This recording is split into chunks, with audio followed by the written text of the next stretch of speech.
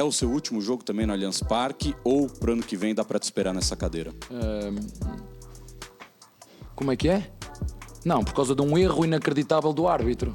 O campeonato está entregue e na altura certa iremos falar aquilo que foi este campeonato brasileiro. Ele está insinuando que vai falar sobre bastidores. O campeonato atribuindo o título da outra a algum fator de bastidor. Tomara que não seja isso. Mas que ele está dando a entender na entrelinha que tem algo a dizer sobre isso, ele está. O que ele tem para falar, vamos esperar acabar, né? Porque tomara que tenha então para falar e que tenha realmente, vamos dizer assim, argumentos concretos, porque senão todo mundo questionou John Textor lá atrás e vai vir novos John Textor aí. E com o Campeonato Brasileiro praticamente decidido, o técnico Abel Ferreira deixou no ar aí uma revelação bastante misteriosa de bastidor sobre o campeonato. Veja aí a entrevista coletiva do Abel após a partida e também a opinião da bancada do Troca de Passe do Sport TV, falando sobre essa declaração polêmica do treinador do Palmeiras. Abel, boa noite. Gustavo Soler da TMC. E amanhã a torcida do Palmeiras já fez uma convocação para ir à porta da Academia de Futebol para ter um último contato com vocês antes do embarque para Porto Alegre e, consequentemente, o embarque para Lima na final da Libertadores. E depois da ida deles até a Academia de Futebol, pelo menos 10 ônibus seguem em caravana já no domingo para Lima, no jogo do próximo sábado. O que falar para esse torcedor que hoje deixou o Allianz Parque vaiando o desempenho do time dentro de campo? E uma segunda pergunta, né? Hoje foi o último jogo do Palmeiras no Allianz Parque em 2025. É o seu último jogo também no Allianz Parque ou pro ano que vem dá para te esperar nessa cadeira? Olha, já te disse, nós este ano já nos pregaram na cruz várias vezes. Era um ano que era para ser do zero, perdemos com o Corinthians, crucificaram-nos. Fomos ao Mundial, crucificaram-nos. Viemos do Mundial com 15 ou 16 jogadores novos. Vendemos o Estevão, vendemos o Rios, reformulámos o elenco. Infelizmente investimos 25 milhões num jogador que só nos ajudou muito pouco. No momento decisivo do ano perdemos o Lucas, um médio que nos ia ajudar pela sua experiência. Aliás, quando saiu o Rios, ele foi o motor da equipa. Quando perdemos 3-0 em LDU, onde todos vocês nos criticaram e já estávamos mortos. E, portanto, estamos em 4 ou 5 anos, terceira final da Libertadores. Até hoje lutamos pelo título e perdemos-lo. Não é eu perdi, perdemos-lo como equipa. Acho muito difícil ter energia, até porque depois da Libertadores, do jogo que tens a seguir, são 2 dias a seguir. Isto é inacreditável, não é? Nem tempo tens para festejar, isto é outra coisa. Portanto, é isso que eu tenho para te dizer. Em relação ao resto, na altura certa saberás o que é o destino. Na terça-feira, dependendo do resultado, a gente pode ter a história definida no Brasileirão e esse horário no próximo sábado você já vai ter também a definição da Copa Libertadores. Olha, já te disse que não ajudou neste momento ter os jogadores fora. Acho que estar nas seleções não ajudou, 7 ou 8 jogadores. Basta ver como eles foram, como eles vieram.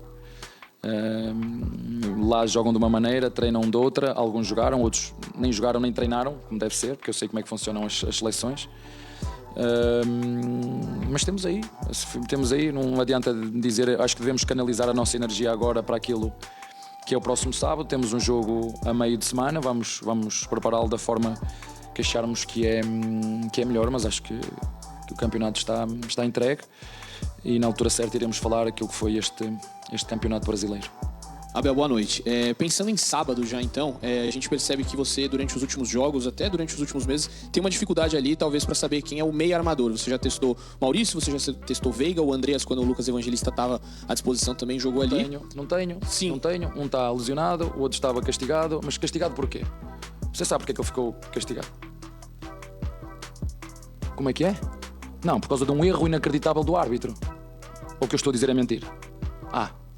Depois falamos sobre isso. As narrativas que se criam, falamos sobre isso. Tá aí Abel Ferreira, técnico do Palmeiras, e acho que temos uma manchete aí nessa entrevista coletiva, né? Ele assume que o título tá difícil, né? Ele diz, o título está entregue. O título está entregue. Então, Mansur, Alex e amigos do Troca, não sei se ele já dá indícios de que pode mexer bastante no time na partida contra o Grêmio, pensando na final da Libertadores, ou se é um papo para a imprensa, no vestiário a conversa é outra. O que vocês acharam? O que você acha, Alex? Pode acontecer, do papo ser diferente no vestiário e para a coletiva outro. Porém, toda mensagem todo mundo que está lá, a sua cabeça ela pode receber de uma maneira. E ele não pode aliviar, por mais que fale que o título esteja entregue, tá difícil. Esse momento de foco, eu não pego e largo a hora que eu quero.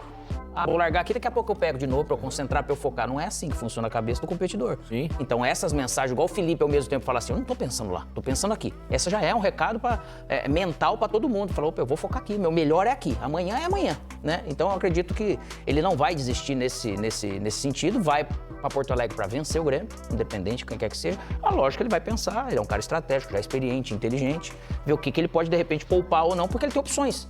Né? Mas que ele vai lá pra vencer, óbvio que ele vai pra vencer. Quando um treinador dá uma coletiva, ele não tá só falando com o meio externo. Muitas vezes ele tá querendo mandar uma mensagem pra dentro. Complementando, obviamente, algumas coisas que ele já disse internamente. E aí ele sabe muito qual é a relação dele com o vestiário. Porque essa foi uma entrevista muito diferente de alguns padrões do Abel. Não só pelo campeonato tá entregue, mas pela maneira como ele expôs o Flaco, por exemplo.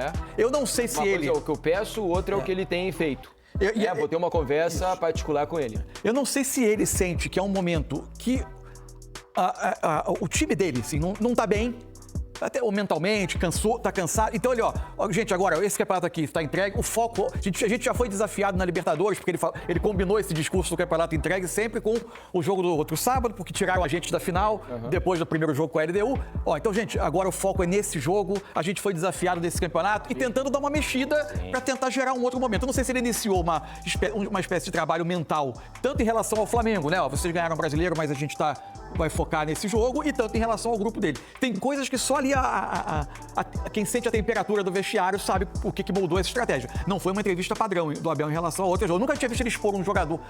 A minha memória pode estar me traindo, mas eu não acho que seja habitual ele expor claramente que tem jogador fazendo coisas que ele não pediu. É comum não é. E o Abel falou um pouco mais agora aqui, enquanto a gente voltava, sobre o fato de ter desistido do campeonato. Vamos dar uma olhada na resposta dele.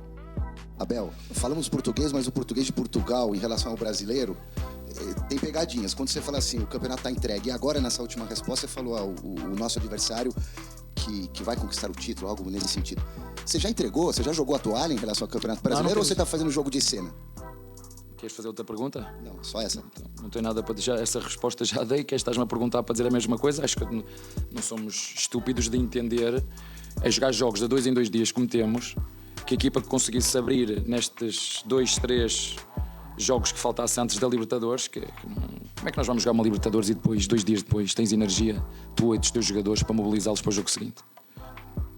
Depois de tudo o que aconteceu ao longo deste ano nesta competição. Eu, na hora certa, vou-vos falar o que é que foi este campeonato. Está bem?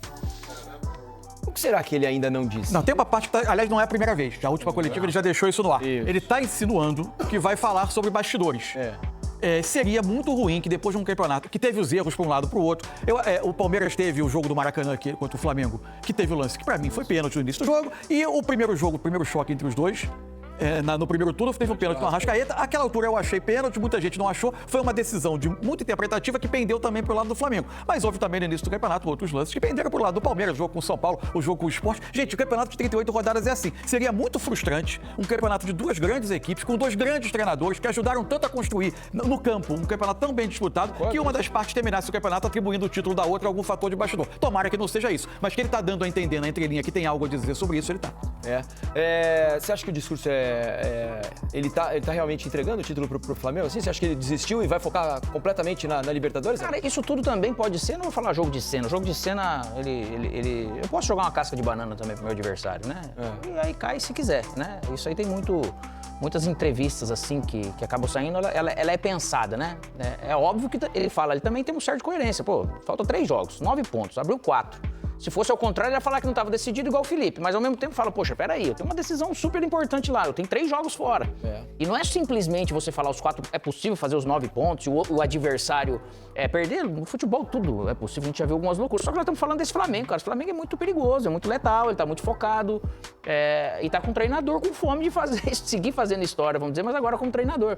Então eu não acredito que ele vai jogar a toalha assim, não.